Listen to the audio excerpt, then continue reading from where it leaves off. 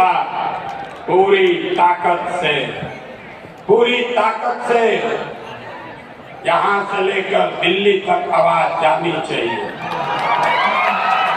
जानी चाहिए कि नहीं जानी चाहिए? जानी चाहिए।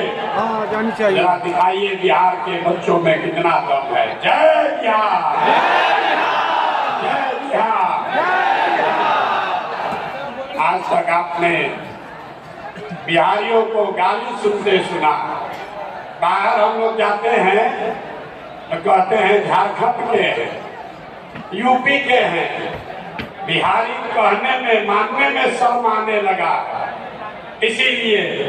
इसीलिए गांव गांव घर घर ये नारा बुलंद करवाया जा रहा है।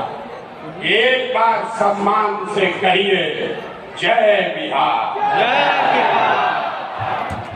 आप सबका यहाँ इस सभागृह में आने के लिए बहुत बहुत धन्यवाद। 28 तारीख को आज से 7 दिन पहले इसी सभागृह में संगठन के जिला और प्रखंड के पदाधिकारियों की बैठक हुई। उसमें हम लोगों ने घोषणा की है कि जब 2 अक्टूबर को दल बनेगा कि नहीं बनेगा, आपसे भी पूछ रहा है। अरे तो पूछबे नहीं किए।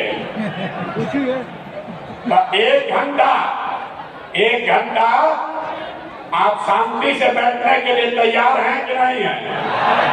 1 घंटा समय है, तब पहले समझिए जन सुराज है क्या। लोगों को 2 बरी से बुझाइए नहीं रहा।